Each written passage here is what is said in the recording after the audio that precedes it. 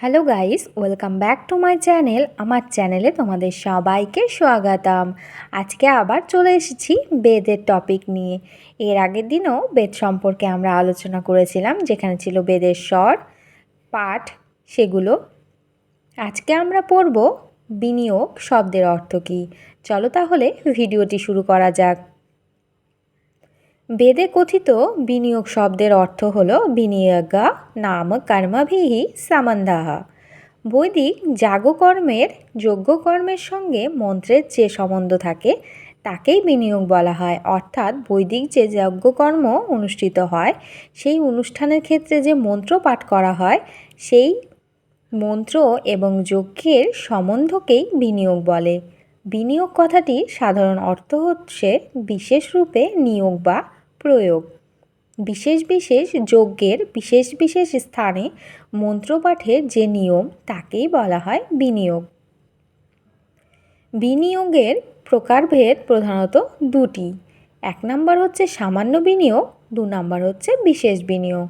সামান্য বিনিয়োগ বলতে শাস্ত্র নির্দিষ্ট ক্রমানুসারে সমগ্র সংহিতার ব্রহ্মযজ্ঞ জপাদিতে যে বিনিয়োগ তাকেই বলা হয় সামান্য বিনিয়োগ। অর্থাৎ শাস্ত্রে রয়েছে যে সমগ্র সংহিতাতে ব্রহ্মযজ্ঞ এবং জপ তপ এর যে বিনিয়োগ হয় তাকেই বলা হয় সামান্য বিনিয়োগ। আর বিশেষ বিনিয়োগ হলো বিশেষ সূক্ত মন্ত্র সমষ্টি বা বিশেষ মন্ত্রের বিনিয়োগকে বলে বিশেষ বিনিয়োগ। অর্থাৎ বিশেষ বিশেষ কারণে যে মন্ত্র বা সূক্ত স্তুতি বাক্য পাঠ করা হয় তাকেই বলা হয় বিশেষ বিনিয়োগ। এই বিশেষ বিনিয়োগকে আবার 3 ভাগে ভাগ করা যায়।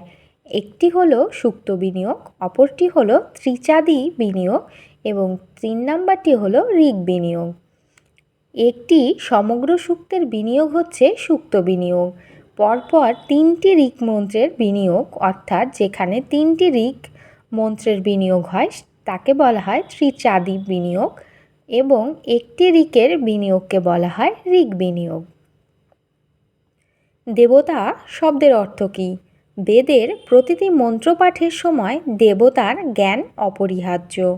বেদের যখন আমরা মন্ত্রপাঠ করি তখন কিন্তু অবশ্যই আমাদেরকে দেবতা কী তার জ্ঞান জানাটা আবশ্যক এবং খুবই অপরিহার্য।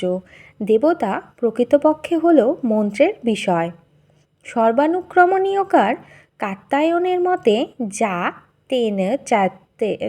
তেন চোত্তেষা দেবতা। অর্থাৎ মন্ত্রে যার সম্বন্ধে বলা হয় তিনিই হলেন দেবতা।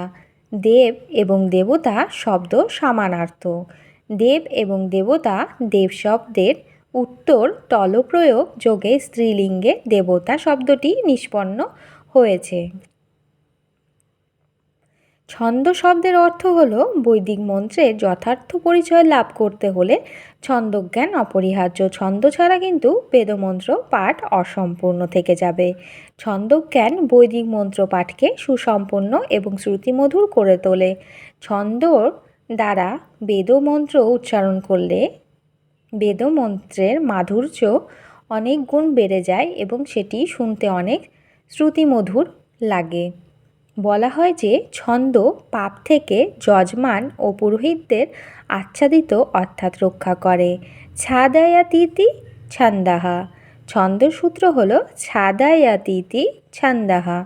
অর্থাৎ কোনো যজমান অর্থাৎ যাদের বাড়িতে পুজো করা হয় সেই ক্ষেত্রে সেই যজমানের ভালোর জন্যই পুরোহিত তাদের বাড়িতে পুজো অনুষ্ঠান করে। সেই পুরোহিতদের যে মন্ত্রপাঠ করে থাকে সেই ছন্দ অনুসারে যত সুন্দর মন্ত্র পাঠ করবে সেই মন্ত্রই কিন্তু যজমানকে রক্ষা করে পাপ থেকে, সমস্ত রকম পাপের আচ্ছাদন থেকে রক্ষা করে মন্ত্র। অনেকের মতে মন্ত্র দর্শনকালে ঋষিগণের অনুভূত হিল্লোল বা স্পন্দনই ছন্দের রূপ পরিগ্রহ করেছিল। ব্রহ্মযজ্ঞ বেদাদি শাস্ত্রের অধ্যয়ন ও অধ্যাপনাকেই ব্রহ্মযজ্ঞ বলা হয়। যেই যজ্ঞে বেদাদি শাস্ত্রের অধ্যয়ন করা হয় এবং অধ্যাপনা করা হয় তাকেই ব্রহ্মযজ্ঞ বলা হয়।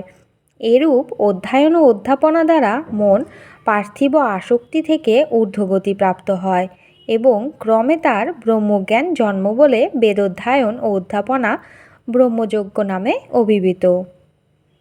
যে ব্যক্তি বেদ মন্ত্রসমূহের ঋষি, ছন্দ, দেবতা, ব্রহ্মার্থ অর্থাৎ বিশেষ বিশেষ যাগকর্মের বিনিয়োগ স্বরাদি প্রক্রিয়া না জেনেই মন্ত্রের প্রয়োগ করে তাকে বেদবিদগণ বলে মন্ত্রকণ্টক বলে থাকেন। এখানে একটি সূত্র রয়েছে মন্ত্রকণ্টকের, ঋষি ছন্দ দৈবতানি ব্রাহ্মণার্থাং স্বরাদ্যাপি অবিদিতা প্রয়োজ্ঞান মন্ত্রকণ্টক উচ্যতে।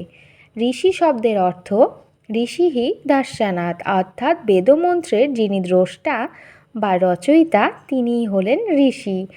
ঋষ ধাতুর অর্থ প্রবাহিত হওয়া বা যাওয়া, গমন করা। ভাবের আবেগে যিনি প্রবাহিত হন তিনিই ঋষি। ত্রিচ শব্দের অর্থ তিনটি ঋক, একসঙ্গে তিনটি করে বা ততোধিক ঋকের সমষ্টিকে বলা হয় ত্রিচ। ঋকের অপর নাম হচ্ছে মন্ত্র। স্তুতার্থক ঋচ ধাতু নিষ্পন্ন ঋক শব্দের অর্থ হলো স্তুতি করা, অর্থাৎ দেবস্তুতি ঋক শব্দের অর্থ। আবার মন্ত্র মাত্রেই ঋক নয়।